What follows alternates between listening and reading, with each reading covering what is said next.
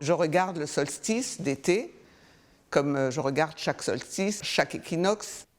J'essaye de lire ce qui se passe dans le ciel, alors en général via le zodiaque, parce que c'est l'écriture du ciel à portée de l'humain.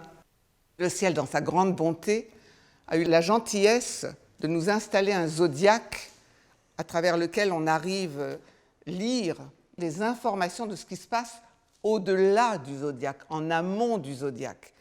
Et je regarde ce qui se passe dans le ciel à travers le zodiaque, mais aussi ce qui se passe sur la terre. Et après, j'écoute mes petits anges me faire une synthèse de tout ça.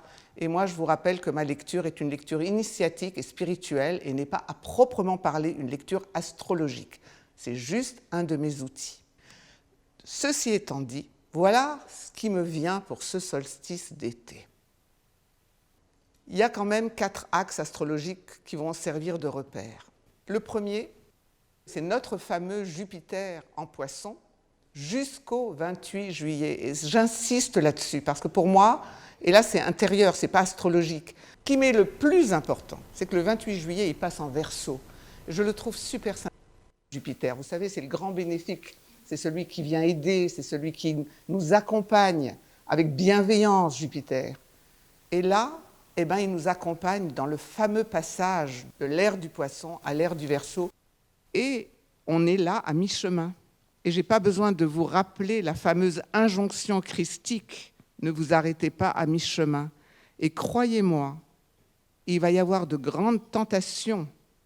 S'arrêter d'une certaine manière à mi-chemin dans ce mouvement qui doit nous emmener vers du nouveau, vers une nouvelle énergie plus propre au Verseau qu'au Poisson.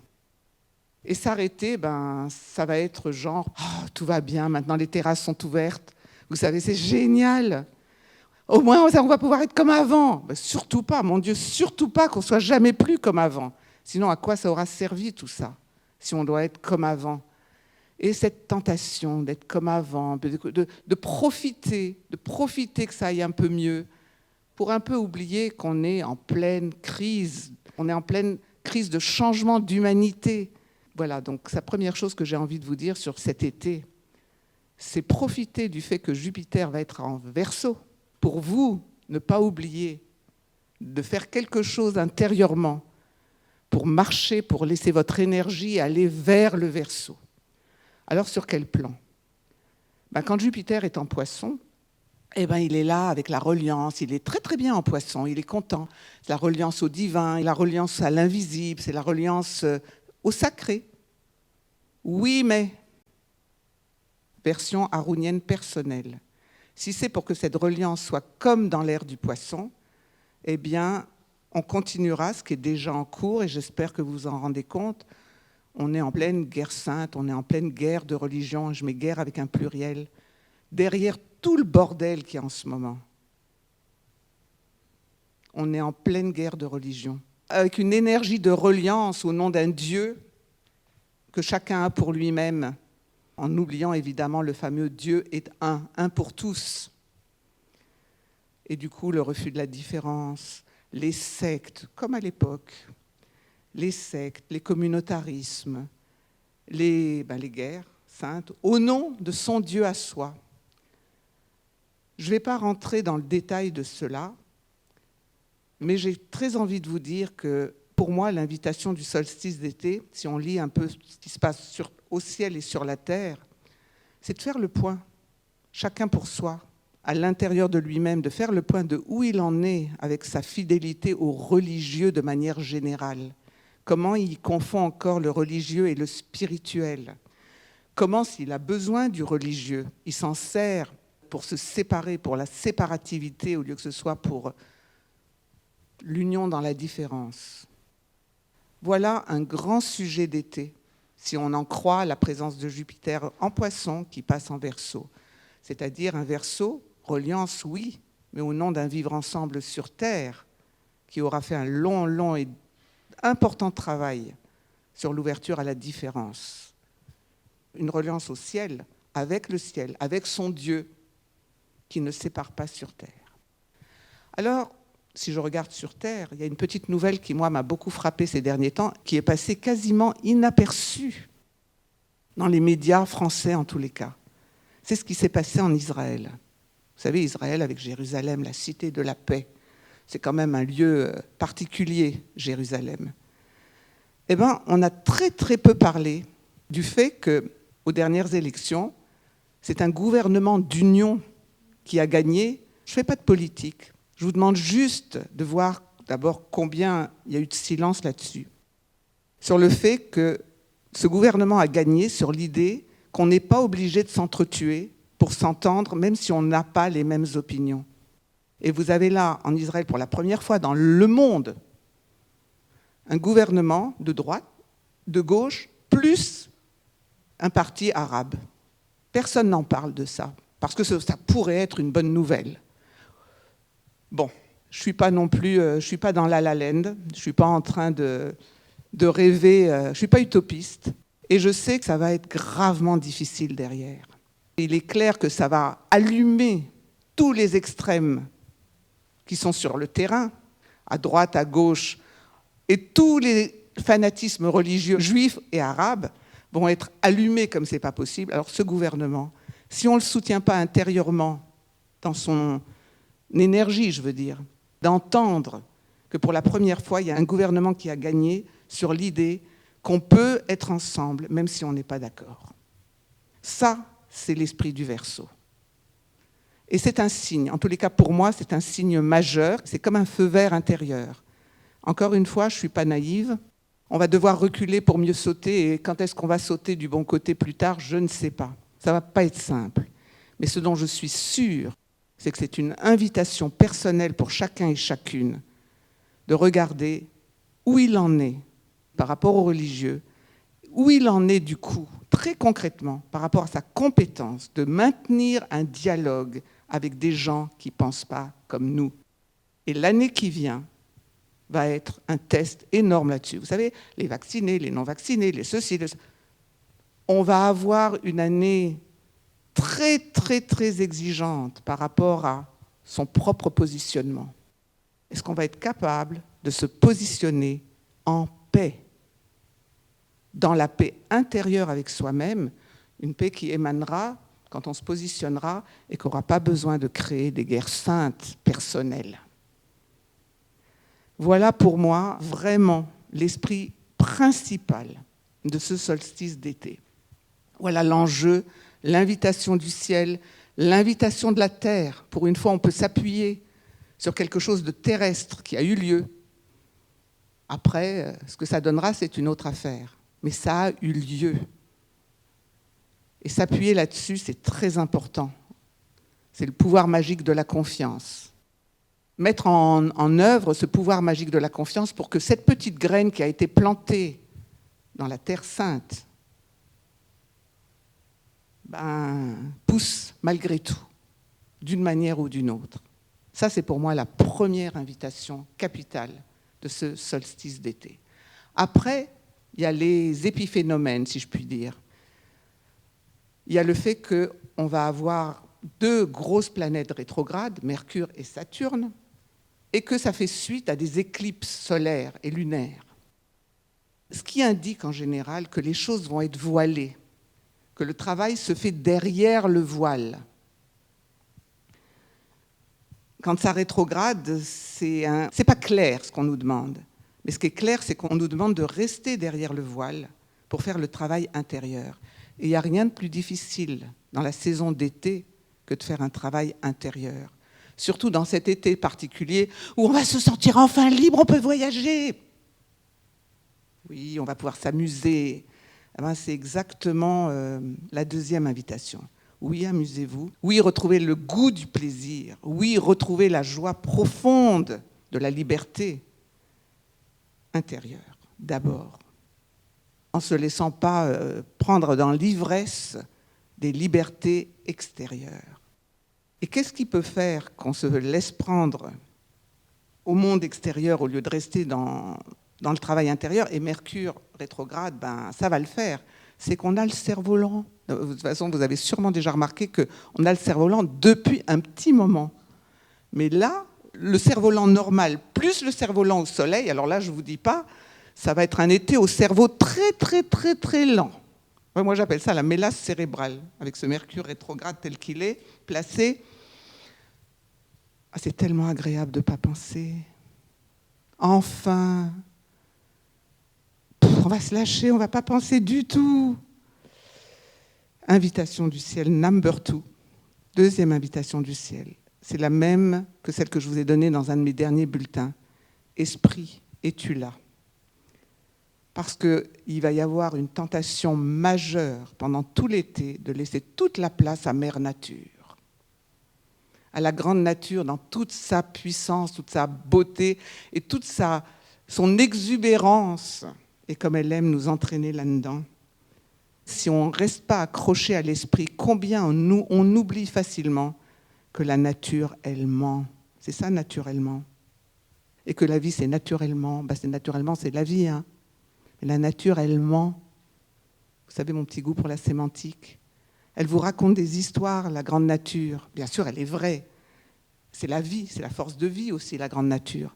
Et c'est la force de vie, vous savez, quand on dit « Ah ben c'est la vie, hein, mon bon monsieur, c'est la vie. Hein. » Oui, c'est la vie, bien sûr, on est né, on va vieillir, on va mourir. Oui, c'est la vie. Ah ben c'est la vie, naturellement.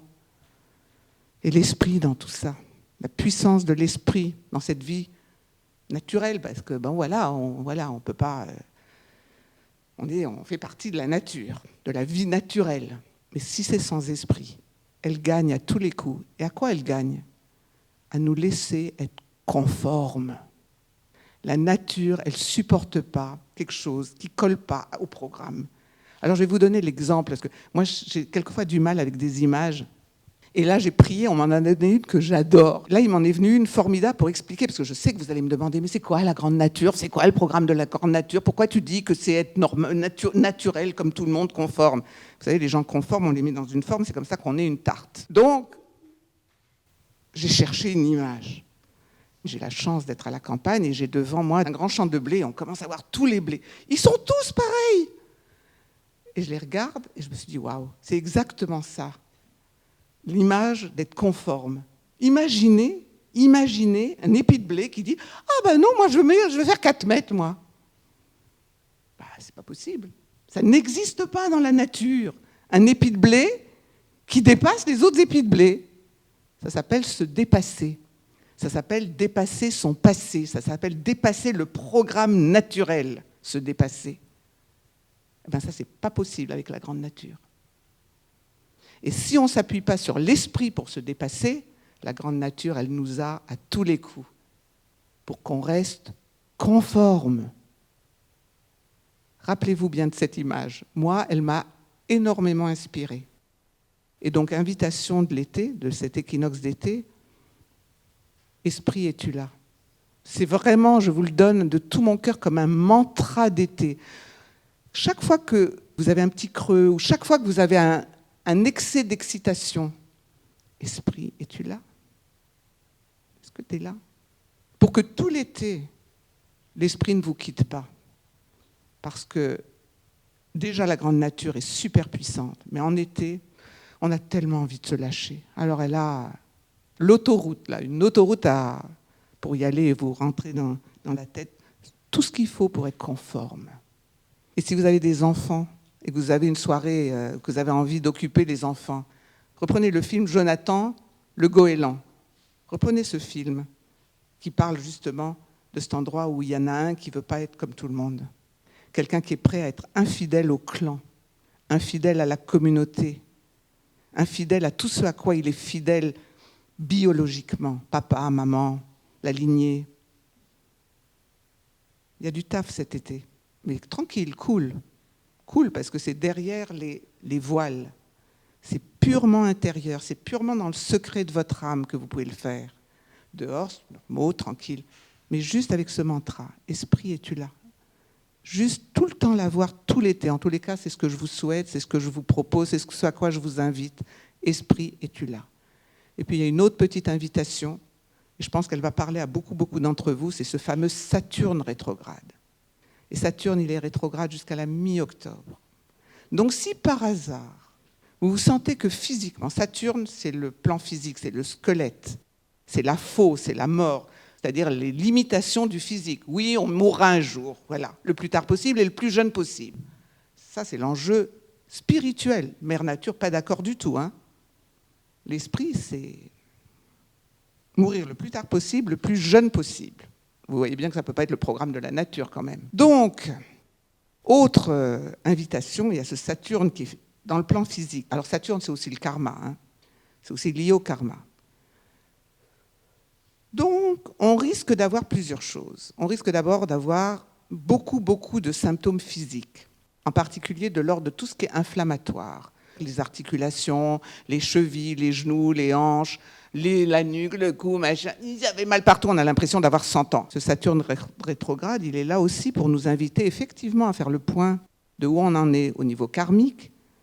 J'ai beaucoup parlé des karmas de pouvoir, toujours encore un peu dans l'air, mais il y a aussi les karmas de cœur. Parce qu'il y a aussi Mars en Lion, et en tous les cas, de toute façon, c'est l'été, c'est la saison du cœur. Pour le meilleur et pour le pire. Le moins bon, c'est les inflammations. C'est le chaud, c'est trop de feu. C'est les feux de l'été. Les feux de l'été. Qu'est-ce qu'on va faire des feux de l'été ? Il va falloir boire beaucoup d'eau. Beaucoup d'eau, sur tous les plans. Sur tous les plans. L'eau, sur le plan symbolique, c'est l'amour.